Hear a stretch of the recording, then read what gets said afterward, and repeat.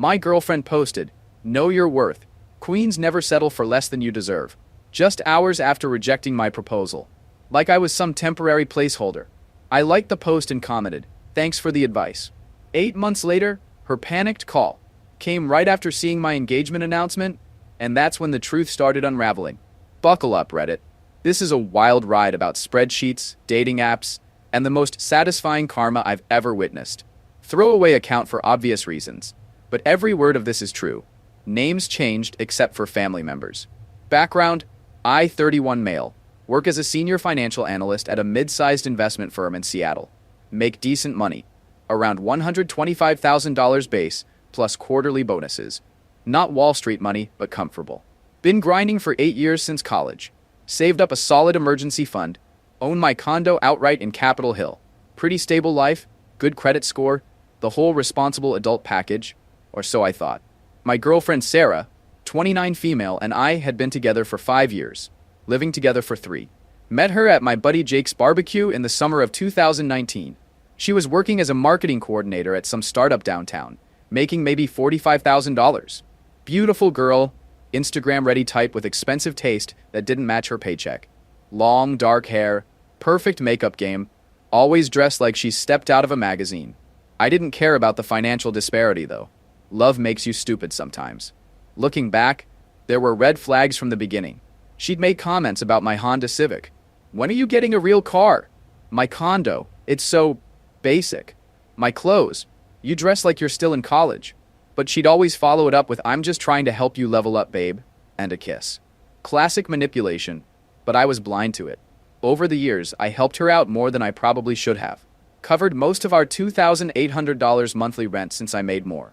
Paid off her $28,000 in credit card debt when she broke down crying about it. Shopping addiction, apparently. Designer bags, shoes, clothes she'd wear. Once for Instagram, then forget about. Helped her lease a BMW because image matters in marketing, and her beat-up Toyota was embarrassing for client meetings. The vacations were the worst part financially. Flew us to Bali, $4,500, Paris, $6,200, Santorini, $3,800, all on my dime while she posted pics talking about living her best life, and blessed to travel the world. Never tagged me, never mentioned who paid. Her followers probably thought she was some jet-setting influencer. Meanwhile, I was eating ramen and skipping lunch to rebuild my savings after each trip. But I told myself it was worth it. She was beautiful, social, pushed me out of my comfort zone, made me feel like the luckiest guy alive when she'd hold my hand in public, or post the occasional couple photo. I was addicted to being chosen by someone who seemed so out of my league. She always hinted about marriage, but not in a sweet way, more like a performance review. She'd show me rings constantly, always the most expensive ones. "This one's only $12,000, pretty reasonable, right?" Talked about venues that cost more than my car. Had a Pinterest board with 500 plus wedding ideas that she'd scroll through while we watched Netflix, making little comments like, "This is what I've always dreamed of," and "I hope my future husband has good taste." The Pinterest board was insane. I'm talking $50,000 dress budgets, destination weddings in Tuscany, flower arrangements that cost more than most people's monthly salary. I should have seen it as a red flag, but I was so desperate to make her happy that I just saw it as goals to work toward. She'd also drop hints about my proposal. I hope he's creative about it, not just some basic restaurant thing. "The ring is so important. It shows how much he really values you. I've been with you for years, Tyler. Some of my friends got engaged way faster." The pressure was constant and subtle, like water slowly wearing down a rock. So when I'd finally saved enough for the $8,000 ring she'd been eyeing at Tiffany, working overtime for 6 months, eating packed lunches, skipping social events to save every penny, I figured it was time. I was terrified of disappointing her, of not living up to whatever fantasy she'd built in her head. Planned the whole thing at Pike Place Market, where we had our first official date 3 years earlier. Spent weeks coordinating with vendors, arranging for her favorite flowers. White roses, $200 worth. Hired a photographer to hide nearby and capture the moment, $500. Even practiced the speech in my car during lunch breaks, timing it perfectly for sunset. The day of, I was a nervous wreck. Kept the ring box in my jacket pocket, checking it every 5 minutes. Sarah seemed oddly distant during dinner beforehand, kept checking her phone and giving short answers. I thought she was just tired from work. We walked to our spot overlooking Elliott Bay. The sunset was perfect, golden light reflecting off the water. I got down on one knee with the exact ring she'd pointed out multiple times, the one she'd screenshotted and sent to her friends. Sarah, you're the love of my life. These 5 years have been the best of my life, and I want to spend forever making you happy. Will you marry me? She stared at the ring for what felt like forever. I'm talking a full 30 seconds of silence while tourists gathered around, phones out, expecting to witness something beautiful. Her expression slowly changed from surprise to something I couldn't read. Disappointment? Confusion? I still don't know. Tyler, I can't. I'm not ready. I need space to figure things out. Not, let me think about it, or this is sudden, or can we talk about this? Just straight rejection. The tourists awkwardly dispersed, probably posting on their own social media about the proposal fail they just witnessed. I stayed on one knee for a few more seconds, brain not processing what just happened. Then I slowly stood up, put the ring back in the box, and we walked to my car in complete silence. The 40-minute drive home was the longest of my life. She stared out the window the entire time while I tried not to have a breakdown behind the wheel. That weekend was a blur of her packing, dividing up furniture, and awkward conversations about lease agreements. She took half our stuff, including the expensive coffee maker I'd bought us for Christmas, and the dining set that came entirely from my savings, moved out to stay with her friend Jessica, who I'd always gotten weird vibes from. Something about that girl always rubbed me wrong. The way she'd roll her eyes when I talked, make little comments about my clothes or car, whisper with Sarah in corners during parties like they were plotting something. 3 days later, I'm scrolling through Instagram while wallowing in self-pity, and Sarah posts, "Know your worth, Queens. Never settle for less than you deserve. The universe has bigger plans for you. Level up. Boss life. Know your value." The post got 200 plus likes within hours. Comments full of her girlfriends hyping her up. "Yes, queen. You deserve everything. Don't settle, babe. The right man will worship you." Heart eye emojis, fire emojis, crown emojis. A whole parade of validation for publicly humiliating me. I'm sitting there in my empty apartment, eating cereal for dinner, thinking, settle? I just offered this woman everything I had. My savings, my future, my whole heart, and I'm something to settle for? So I liked the post. Then commented, "Thanks for the advice." She deleted my comment within 20 minutes, but not before several mutual friends saw it and started texting me. The message was clear. I was the problem she'd needed to escape from. After Sarah left, I went into full monk mode. Work, gym, side projects, deleted Instagram, Facebook, TikTok, every app that might show me updates about her new best life. Started seeing my therapist twice a week because honestly, the rejection messed with my head worse than I wanted to admit. The therapist sessions were brutal, but necessary. We talked about codependency, about how I'd been bending myself into a pretzel trying to make Sarah happy. Always worried about whether I was doing enough, spending enough, being enough. I developed anxiety around money, not because I couldn't afford things, but because I was constantly calculating whether I could afford to make Sarah happy. Exhausting way to live. I started journaling, which sounds ridiculous, but actually helped. Wrote down every time I'd ignored my own needs to accommodate hers. The list was 3 pages long. Times I'd skipped hanging out with friends because she wanted to go to expensive restaurants I couldn't afford. Times I'd worked overtime to pay for her impulse purchases. Times I'd apologized for things that weren't my fault just to avoid conflict. Started working on a side project too. Freelance financial consulting for small businesses. Figured if I was going to be single, might as well build something for myself instead of funding someone else's lifestyle. Spent nights and weekends learning new software, building client relationships, actually enjoying the work instead of just seeing it as a paycheck to fund Sarah's dreams. The gym became my therapy too. Started going at 6 a.m. before work, pushing myself through workouts that would have seemed impossible 6 months earlier. Lost 15 pounds. Gained actual muscle definition for the first time in my life. Wasn't doing it to impress anyone. Just wanted to feel strong again after feeling so powerless in my relationship. About 4 months after the breakup, I'm at a professional networking event downtown. Something I'd never attended while with Sarah, because she thought they were boring and preferred I spend evenings with her. I'm actually enjoying myself, talking shop with other analysts when this girl approaches me. "Excuse me, are you Tyler? I think we have a mutual connection at Microsoft." Rebecca, 27, UX designer. Cute in a completely natural way. No Instagram makeup, no designer clothes, just jeans and a sweater that probably came from Target. But when she smiled, her whole face lit up. And she actually laughed at my terrible finance jokes instead of rolling her eyes.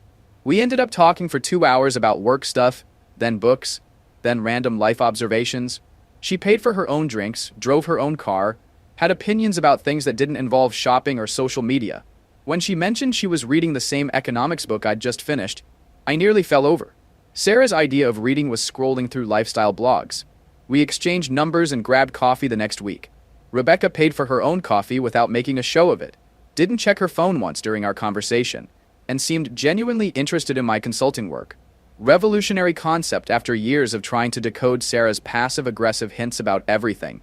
"So what do you like to do for fun?" she asked. "Honestly, I'm still figuring that out. I just got out of a long relationship and realized I don't know what I actually enjoy anymore." That's really honest. Most guys would just make something up. We took it extremely slow. No rush, no pressure, no games. She knew about my recent breakup and wasn't trying to be a rebound or compete with a ghost. We just clicked, talked about everything. Work challenges, family dynamics, goals that didn't involve finding someone to fund our dreams. She had a legitimate 5-year plan that included career advancement, home ownership, and travel that she'd pay for herself. Around month 6 of dating Rebecca, my consulting business started gaining real traction. Landed a few small clients, then a bigger one who paid me $3,000 a month for ongoing financial analysis. Nothing crazy, but an extra $2,000 to $3,000 monthly that I could actually keep instead of immediately spending on someone else's lifestyle. Rebecca was genuinely excited for me, helped me design better presentation templates, celebrated the small wins without immediately suggesting ways to spend the money. The contrast was staggering. Sarah's reaction to my promotion had been, "Great, now we can finally get that vacation rental in Cabo I saw." Rebecca's reaction to my business success was, "I'm so proud of you for building something yourself. Want to celebrate with takeout and Netflix?" Fast forward to 2 months ago. Rebecca and I are hiking our usual trail on Tiger Mountain, something Sarah would never have done because she didn't want to mess up her hair or shoes. We're at this overlook where you can see the whole city, and Rebecca stops walking. "I love you, Tyler. Like, really love you. I want to build a life with you, have adventures together, support each other's dreams. Will you marry me?" She proposed to me. Said she knew what she wanted and didn't see the point in playing games or waiting around for me to read her mind. I said yes without hesitation, without calculating costs or worrying about whether I was enough. Just pure happiness. We posted a simple engagement photo, just us at the overlook, smiling, her hand showing the modest ring I'd gotten her. She specifically said she didn't want anything flashy, that she'd rather we save money for experiences and our future home. Caption: Adventure partner for life. The response was immediate and overwhelmingly positive. My family was thrilled. They'd never really warmed up to Sarah, I realized. Friends I hadn't heard from in months came out of the woodwork with congratulations. Co-workers were excited. Even my normally stoic dad called to say how happy Rebecca made me seem. Then, at 11 p.m., my phone rang. Unknown number, but something made me answer. "Tyler?" That voice. I'd know it anywhere. "Hey Sarah, are you kidding me right now?" Her voice was shaking with anger. "Are you seriously engaged to some random girl? Congratulations would be nice." 8 months, Tyler. 8 months, and you're engaged to some random girl you barely know? Rebecca's not random. We work in complementary industries, we share values, we're compatible in ways that matter. And she actually wants to marry me. We were together for 5 years. How could you just replace me like that? The audacity was breathtaking. Replace you? You rejected me, remember? Said you needed space to figure things out? Long pause. I could hear her breathing heavily. Then, I didn't think you'd actually move on.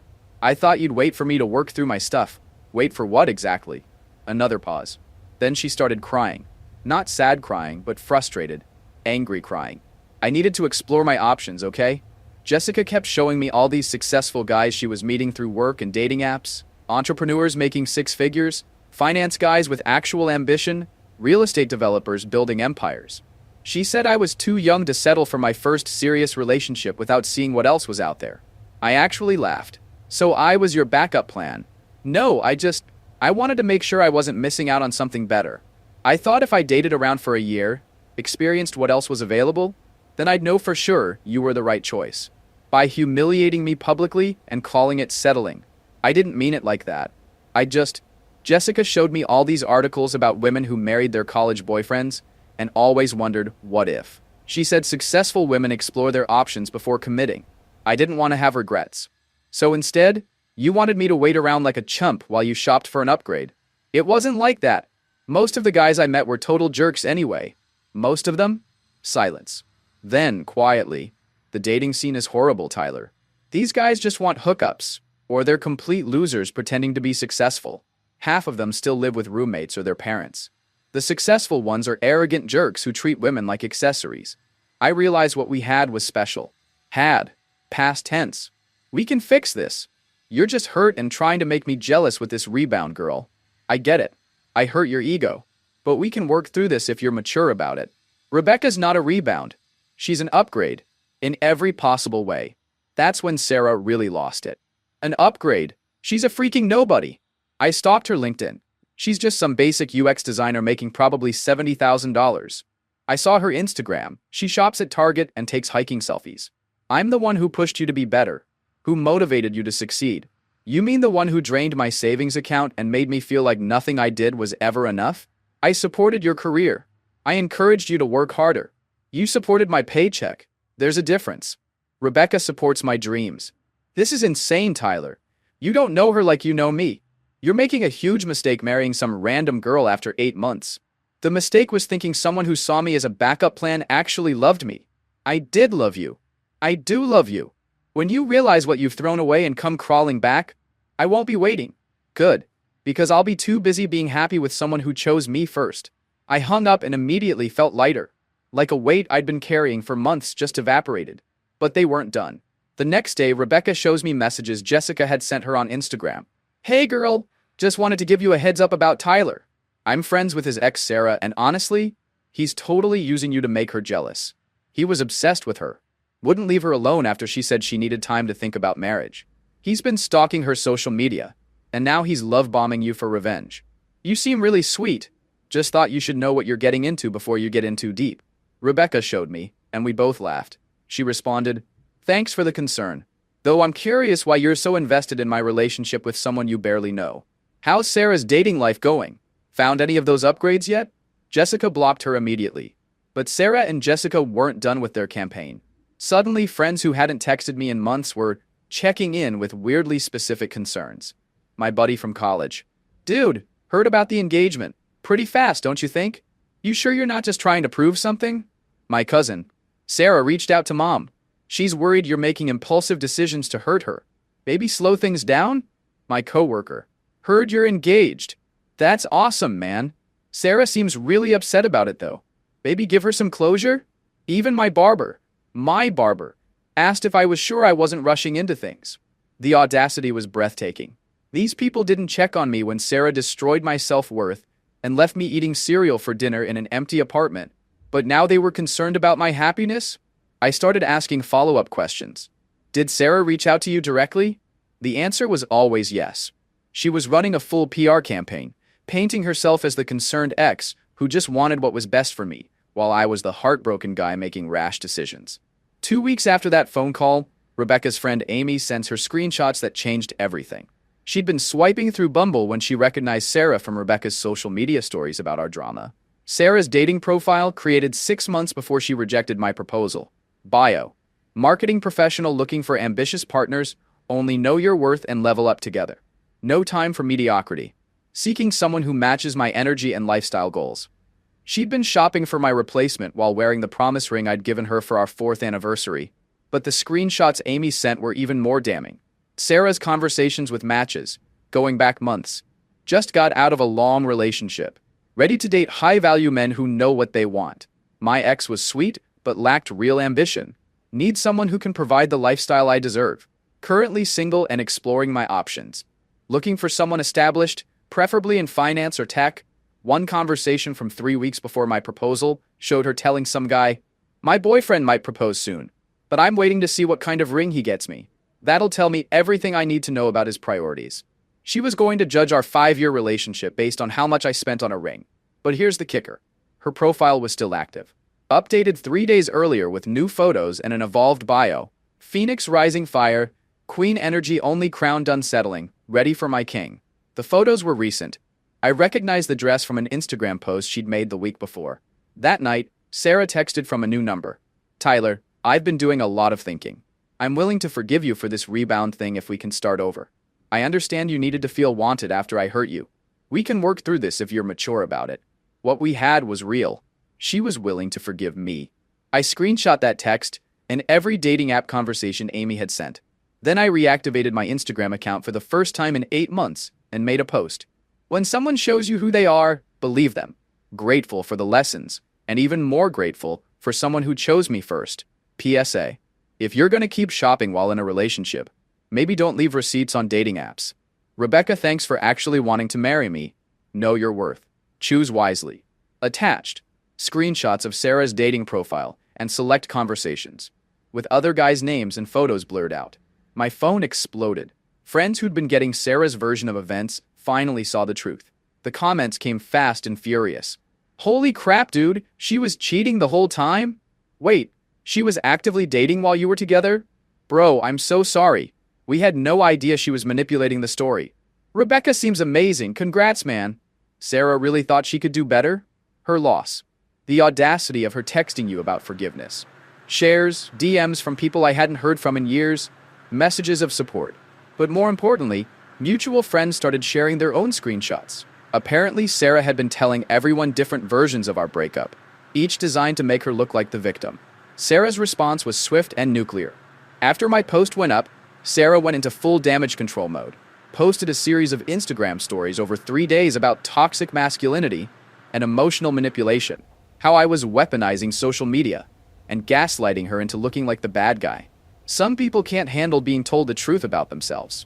When someone shows their true colors, believe them. Toxic masculinity, manipulation, survivor mode activated. The girl who was secretly shopping for upgrades while we were together was calling me manipulative. But here's where she made her fatal mistake. Jessica, seeing the tide turn and her own reputation getting dragged down with Sarah's, decided to save herself. She sent me a DM that started with, "I can't keep lying for her anymore." What followed was the most devastating evidence dump I could have imagined. Screenshots of their group chat going back 2 years.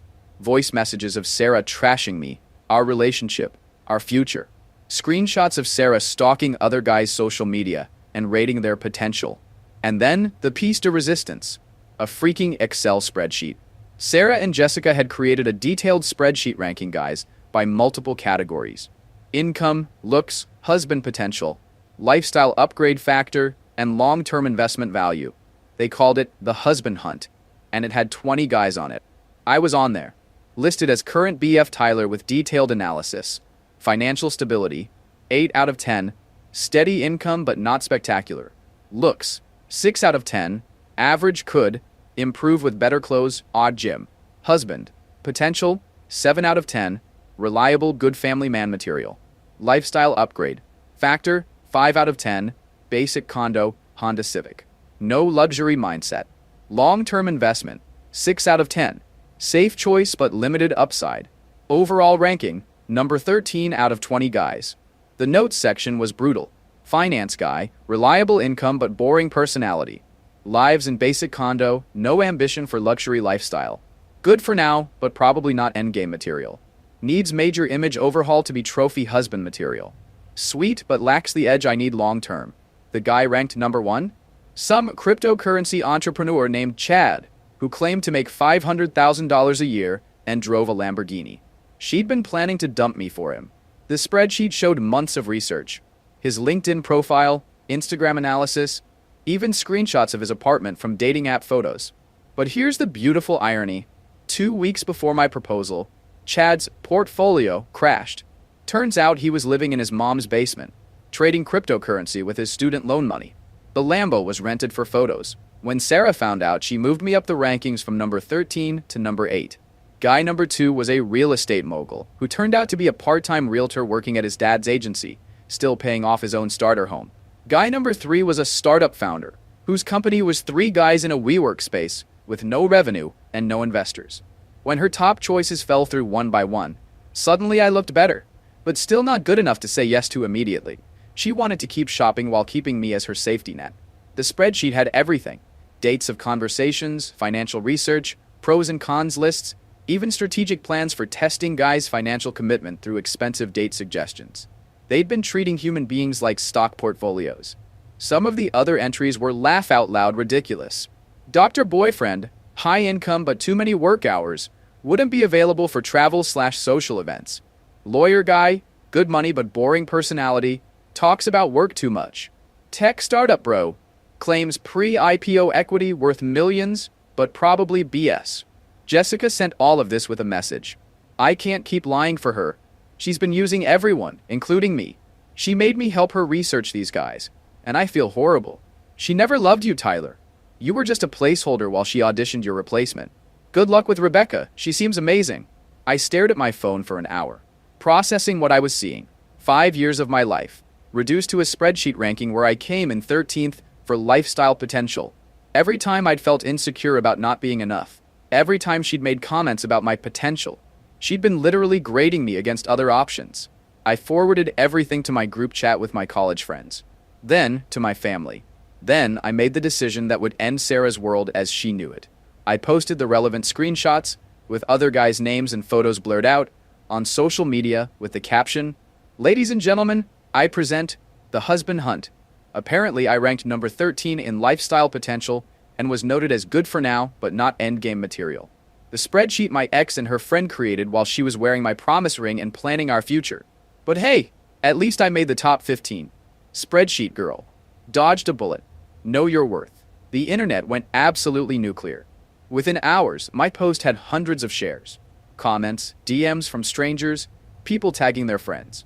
Someone made it into a TikTok that got 2.3 million views with the caption, "When you find out your ex had a literal spreadsheet rating you." Sarah's Instagram got flooded with comments calling her every name in the book. Imagine being this calculating about love. This is psychopath behavior. Poor Tyler. He deserved so much better. The audacity to rank human beings like objects. Sarah really thought she was the prize. She started losing followers by the hundreds. Friends distanced themselves. Turns out some of them were also ranked on secondary spreadsheets for backup options and networking value. Her job found out when someone sent the screenshots to her company's HR department. They called her in for a meeting about social media conduct unbecoming of company values. But the real karma was just beginning. Fast forward 6 months. I'm engaged to Rebecca, my consulting business is pulling in $8,000 a month, and I just got promoted to senior financial analyst with a $25,000 raise. Rebecca and I bought a house together. A real house with a yard and space for the future we're building. Life is genuinely good for the first time in years. Then I get a call from an unknown number. "Tyler?" "It's Sarah. Please don't hang up." Her voice sounded completely different. Smaller. Desperate. Gone was the confident, demanding tone I remembered. "What do you want, Sarah?" "I need your help. I know I don't deserve it after everything, but I'm in real trouble, and you're the only person I can think of who might..." She started crying. Real crying. Not the manipulative stuff I remembered. "I lost my job. I can't find another one. I had to move back in with my parents. Tyler, I've lost everything and I don't know what to do." Turns out karma is real and she's absolutely ruthless. After our drama went viral, Sarah's life imploded in spectacular fashion. Her company fired her 2 weeks after the HR meeting, officially for violating social media policies. But everyone knew it was because the spreadsheet made them look terrible. Clients started asking questions about the psycho marketing girl they'd seen online. She couldn't find another marketing job because every HR department in Seattle had seen the viral posts. One recruiter told her friend that Sarah's name was radioactive in professional circles. Who wants to hire someone known for treating relationships like business transactions? Her landlord didn't renew her lease after other tenants complained about the parade of random guys from dating apps coming and going at all hours. Apparently, she'd ramped up her husband hunting after losing her job, thinking she could find someone to support her. But here's the beautiful irony. Jessica, seeing Sarah's life fall apart, decided to completely throw her under the bus to save her own reputation. She published a long Instagram post about toxic friendships and manipulation, revealing that the spreadsheet was entirely Sarah's idea and that she'd been pressured to help against her better judgment. Jessica included screenshots of Sarah calling their mutual friends basic witches and settling for scraps behind their backs. She exposed Sarah's plans to upgrade from me, her calculations about my lifetime earning potential, and her strategies for keeping me as a backup while shopping around. I stayed silent too long about my former friend's behavior. She's not the victim she's portraying herself as. She calculated and manipulated her way through relationships, treating people like investments. I apologize to everyone she hurt, especially Tyler, who deserves so much better. Sarah lost her entire social circle overnight. The girls who used to hype her up in comments now wanted nothing to do with her. She was completely isolated, watching her former life crumble from her childhood bedroom in her parents' house. I've been applying for jobs for 4 months, she continued, crying harder now. But every time they Google my name, they find the posts. I'm blacklisted from marketing. I tried retail, food service, anything. But someone always recognizes me as a spreadsheet girl, and I get let go. That's rough, I said, genuinely not feeling an ounce of sympathy. Tyler, I know you work in finance. You have connections, professional credibility. Could you maybe put in a good word for me somewhere? Or help me figure out how to get the posts taken down? I'm desperate. The audacity was absolutely breathtaking. The woman who ranked me number 13 in lifestyle potential, who humiliated me publicly, who was shopping for my replacement while planning our future together, was asking me to save her career. Why would I do that? Because you're a good person. Because we had 5 years together that meant something. Because I'm begging you, and I've never begged anyone for anything in my life. You had 5 years to treat me like I mattered. Instead, you treated me like option number 13 on your little spreadsheet. I made a terrible mistake.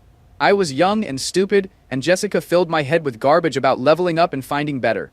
I see now that you were the best thing that ever happened to me.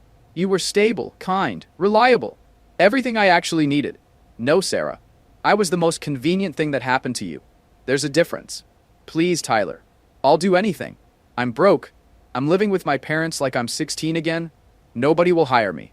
I'm sorry, okay? I'm really, really sorry for everything. You're not sorry for what you did. You're sorry you got caught doing it. You're sorry it backfired. If that crypto bro hadn't been a fraud, you'd have dumped me for him without a second thought and never looked back. That's not true. I saw the messages, Sarah. I saw the spreadsheet. You called me mediocre. You said I was good for now, but not endgame material. You made a detailed analysis rating me against other men like I was a car you were thinking of trading in. Long silence. Then quietly, I was wrong. I was so incredibly wrong. You were amazing, and I threw it all away chasing some fantasy that didn't exist. Please, I need your help. For old time's sake. You know what? You're right about one thing. I am a good person, which is why I'm going to give you some free advice. Learn to code. Tech companies are always hiring developers. Start with Python, build some projects, apply for junior developer roles. You're smart enough to figure it out if you actually apply yourself. Tyler, please, I can't start over at entry level making $40,000. I need something that pays enough to get my life back on track. You need to accept that actions have consequences. You burned everything down chasing something better than what you had. Now you get to live in the ashes you created. What about Jessica? She's the one who manipulated me into all this. Jessica didn't make you create that spreadsheet. Jessica didn't make you shop for my replacement while wearing the ring I gave you. Jessica didn't make you humiliate me publicly or treat our relationship like a business transaction. You're 29 years old, Sarah. Take some responsibility for your choices. So that's it? You're just going to let me suffer? I'm not letting you do anything. You did this to yourself. I'm just not cleaning up the mess you made. The Tyler I knew wouldn't be this cruel. The Tyler you knew was a pushover who let you walk all over him while draining his savings and self-worth. I learned something from our relationship too. I learned what I'm actually worth, and it's not being someone's backup plan while they audition my replacement. I hung up and immediately called Rebecca, who was at her own apartment packing for our weekend trip to Vancouver. How'd it go? She asked when I told her about the call. Better than expected. She wanted me to save her career and get her life back on track. Are you going to help her? Absolutely not.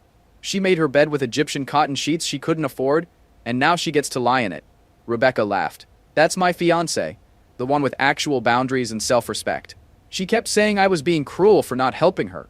You know what's cruel? Rating your boyfriend number 13 on a spreadsheet while he's working overtime to save for your dream ring. You're not responsible for fixing what she broke. 2 weeks later, I heard through my college buddy that Sarah had moved back to her hometown in Ohio.